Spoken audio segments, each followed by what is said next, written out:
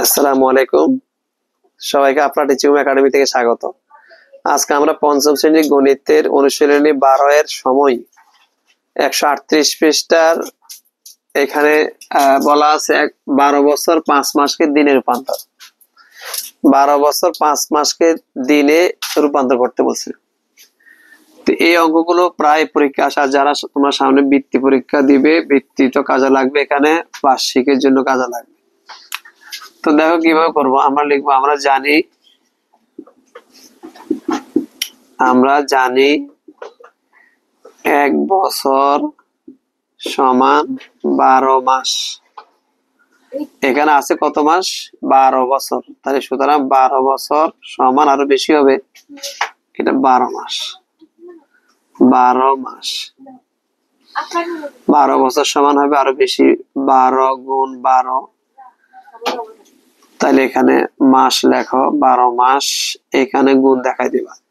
যারা জানো 12 গুণ 12 একবার লিখে দিচ্ছ, কিন্তু সেটা লিখলে সুন্দর হবে না, ক্যালকুলেটর লিখলে হবে না। এখানে 12 কে 12 দ্বারা গুণ করো। তুমি জানো এখানে 12 আর 12 গুণ করলে 144 হবে, অথবা ক্যালকুলেটর হিসাব করতে তুমি জানো, কিন্তু এত সংক্ষেপে তুমি না করিবা। এখানে গুণ দেখা যাবে, 2 দ্বিগুণে 4, 2 একে 2। মনে রাখবা, চতুর্থ পঞ্চম শ্রেণীতে গুণ ভাগ এগুলো দেখাইতে হয়। 2 একে 2, 1 একে 1, 2 2 4, এখানে 1। 144 দিন পাইছি আমরা, অর্থাৎ 12 বছরে 144 দিন। আমার এক্সট্রা আরো 5 মাস আছে, সরি এটা মাস, মাস। অর্থাৎ 1 বছর সমান যদি 12 মাস হয়, 12 বছরে 144 মাস। তো এটা আর আলাদা একটা মাস আছে, তাহলে এখানে 144 মাস লিখবো। 144 মাস আর যোগ আরো 5 মাস যেটা ছিল সেটা লিখবো, যোগ 5 মাস। 144 আর 5 যোগ করলে হবে 149 মাস। 149 মাস পাইছি আমরা। ওকে, এটাকে আমাদের বের করতে বলছে দিনে। দেখো, দিনে প্রকাশ। আমরা জানি 1 মাস সমান 30 দিন। আবার লিখবো এখানে, যেহেতু একবার আমরা জানি লিখছি, তাহলে এবার আবার লিখলে হয়ে যাবে।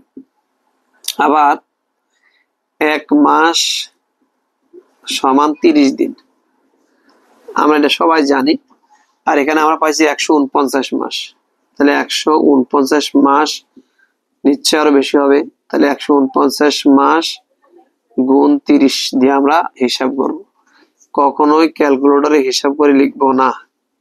এখানে আমরা আমরা সুবিধার জন্য ক্যালকুলেটর পরে হিসাব করে দেখবো আমাদের গুণটা মিলছে কিনা, ফলাফলটা মিলছে কিনা, সেটা আমরা পরে করার পরে ক্যালকুলেটর দেখতে পারি, হিসাব করি যে আমরা যে গুণটা করলাম সেটা হয়েছে কিনা।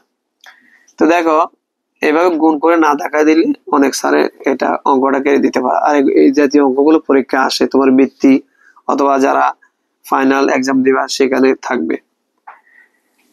9 0 0, 4 0 0, 1 0 0, 3 নং 27, 7 হাতে আছে 2, 3 4 12, 12 2 14, 4 হাতে আছে 1, 3 1 3, 3 আর 1 4। তাহলে 0 7 4 4, 4770 দিন। অর্থাৎ 12 বছর 5 মাসে 4470 দিন আসে। তাহলে আমরা এখানে লিখে দিব উত্তর 4470 দিন। এটাই হবে আমাদের এই 12 বছর 5 মাসের দিনের রূপান্তর। আশা করি বুঝতে পারছো। আজকে এই পর্যন্ত, অন্য দিন অন্য কোনো অঙ্ক নিয়ে হাজির হবো। ততক্ষণ ভালো থাকো।